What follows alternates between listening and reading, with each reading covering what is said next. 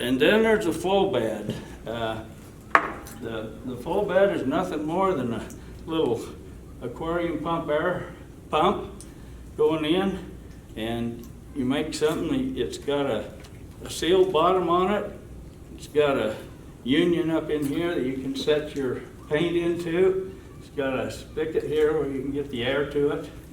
I build a tray so I put 4 of them in at once, so I can have more colors if I want to. It works best with just a couple, and I usually only turn a couple on at a time. These are just a piece of PVC pipe cut off with, I got a piece of filter paper on the bottom. You can use coffee filters, you can use old paper grocery bags, you can use newspaper, whatever you want. This stuff's a little tougher, so you just glue it on, and you have to be a little careful and don't poke a hole in it when you're dipping, but it's pretty tough. And so with that, this thing's noisy. The other thing I was going to mention, if you heat them too much, that little heater will melt lead, and the lead will fall right off your hook. So you just got to kind of get a feel for how long to hold it in there. A big jig takes a lot more than a little tiny one. So here's some that I cured. And when you cure them, the paint, if it's too thick, it likes to run. If you just single dip, you can get by pretty good. But if you double dip, or you get too heavy a coat on them, it'll run and make it drip. You can take that on the grinder in the shop and grind it off. Other than that, it's tough. And so there's a few here that showed what's done to them. Okay, I will just plug this in and holler. Hopefully you can hear. It makes a noise. If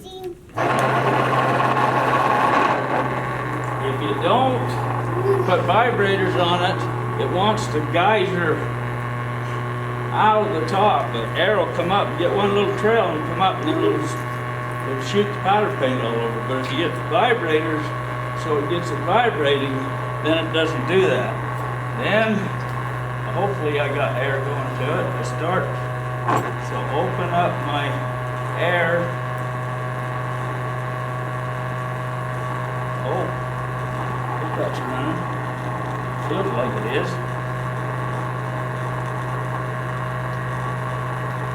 I want it to come all at once. I think it's kind of coming. There it goes. And once the geyser just a little bit. Woo. Okay, got that one going. Get this one going. Okay, this one is a kind of platinum shad, and then this here one is a clear coat with glitter in it. And I just take my clear coat, I get some glitter, and I just start mixing it until I get about the glitter I want. And every one of them is a little different from the flow bed. They're a little heavier or stickier. So it takes a little adjusting to get it. Some of them really flow good. It looks just like water boiling.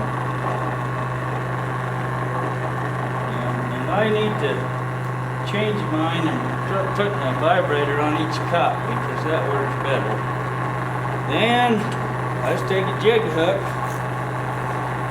turn my heater on, let it get heated up a little.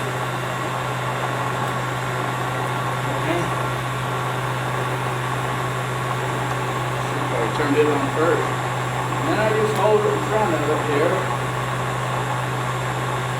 And 1, 2, 3, 4, 5. Low and shaky. 1, 2, 3, 4, 5. I don't know. I want to get somebody falls off the jig. Okay. And you just dip it in and out.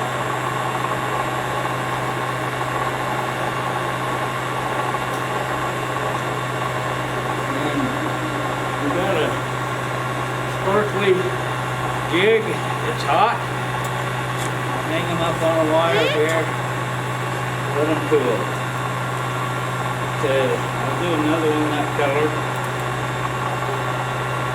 1, 2, 3, 4, 5. 1, 2, 3, 4, 5.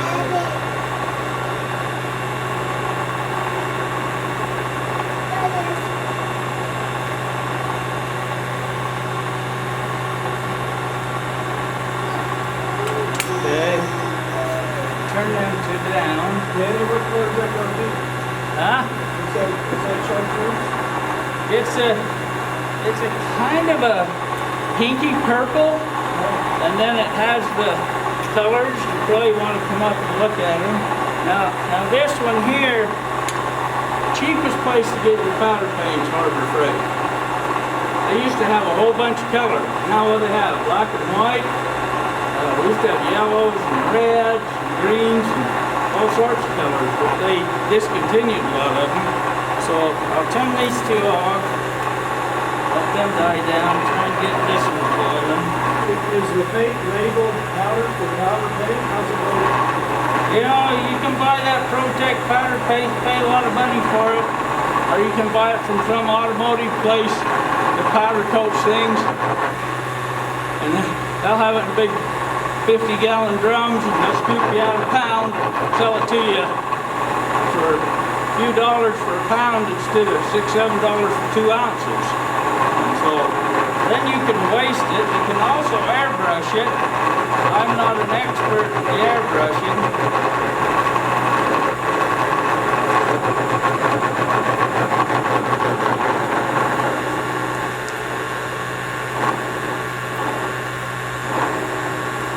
You do want to keep it dry, and you do want to keep it cool. It will cake and what? Kind of get lumps in it.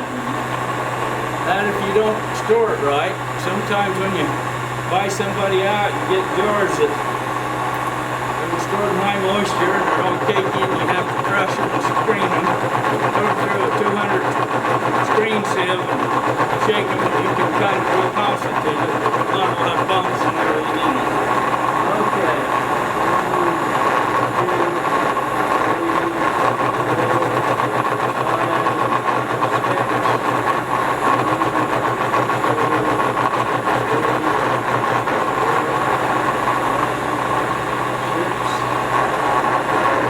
4, 5, 6.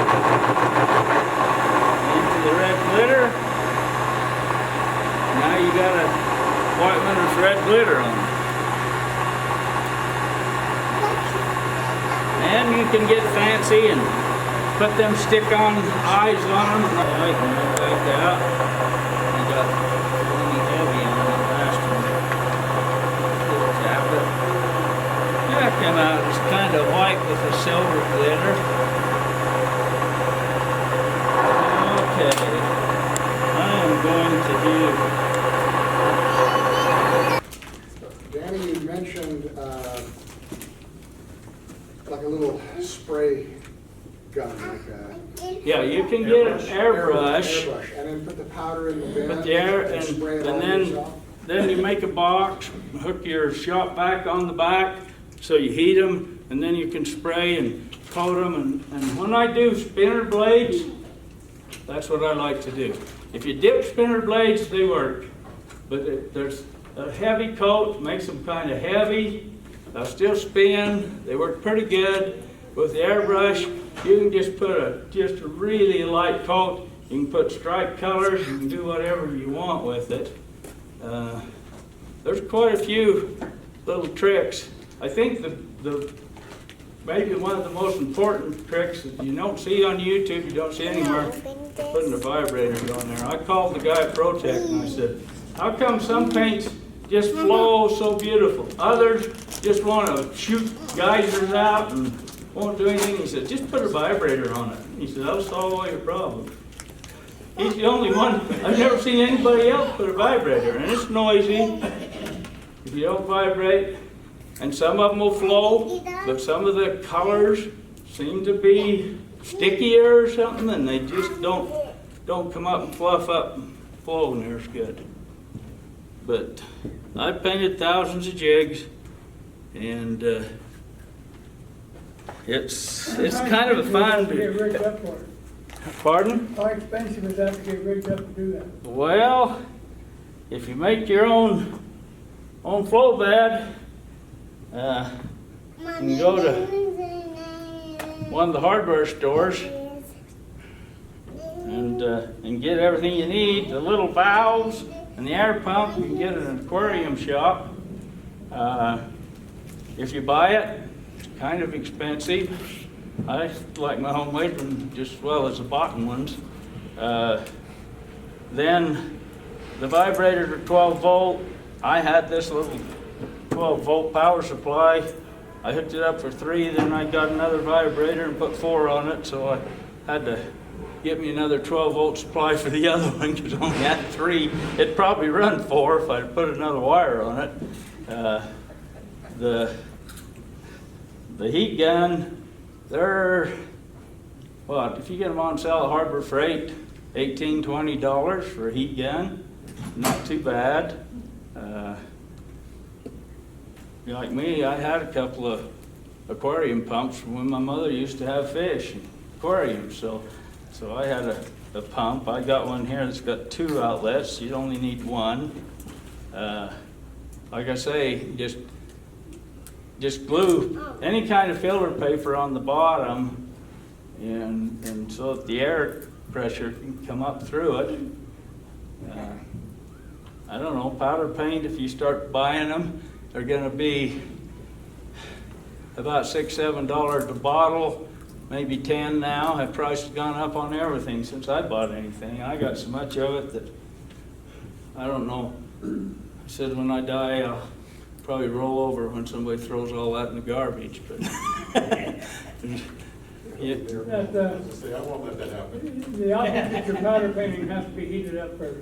yeah, it has to be hot. The powder melts onto it. Is that how they do when they go to these shops that spray the frame of a car and stuff like that, they're heated up in there? Yeah, what they do is they electronic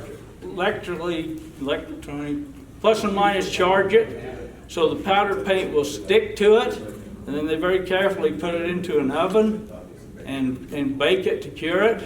I'm not curing mine because it takes effort, and I ruin more of them curing them than that's worth. I mean, it takes time.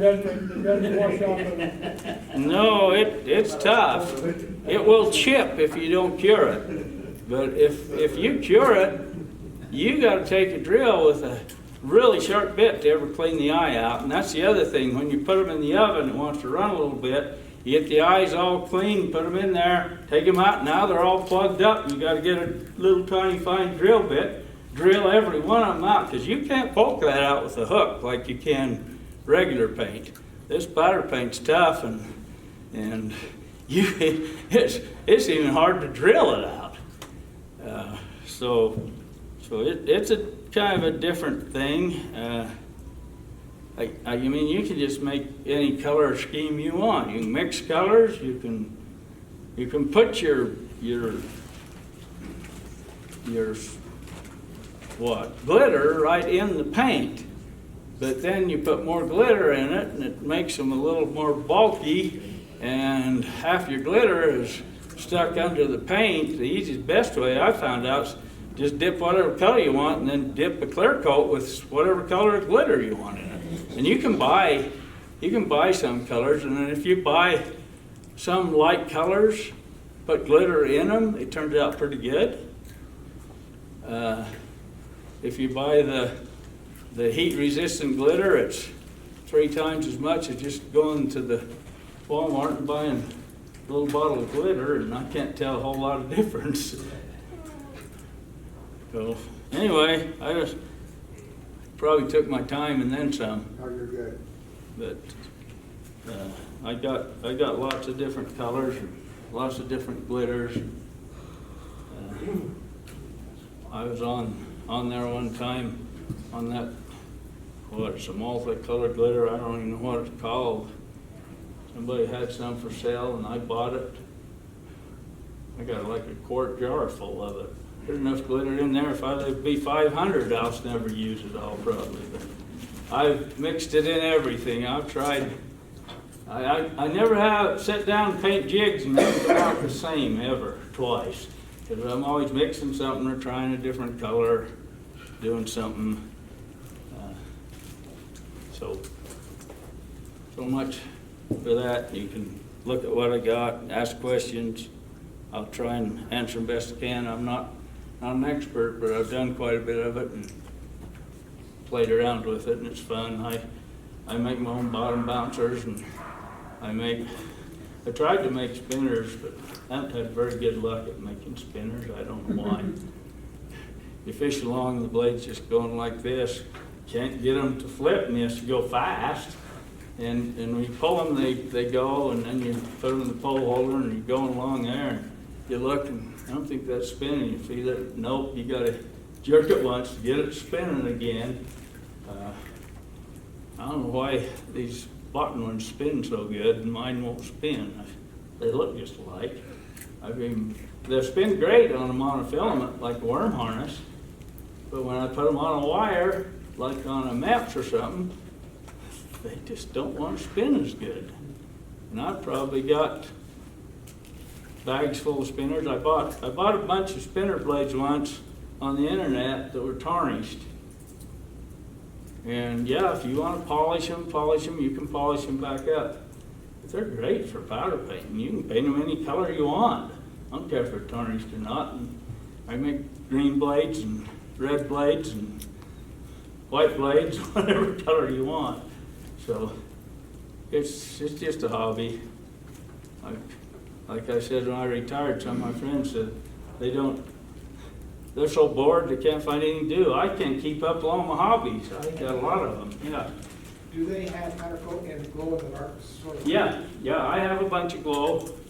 You can get it in white and red and chartreuse and I don't know how many other colors, but you can buy glow powder paint, and I put the clear coat over the glow. Doesn't work quite as good as it does if you don't put it over, but still it'll charge up and glow pretty good.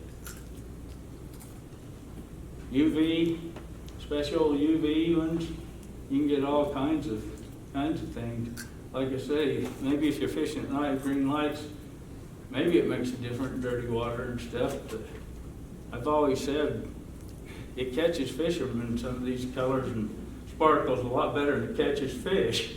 Just an old lead head jig that isn't even painted will catch fish. So, but it's fun to do.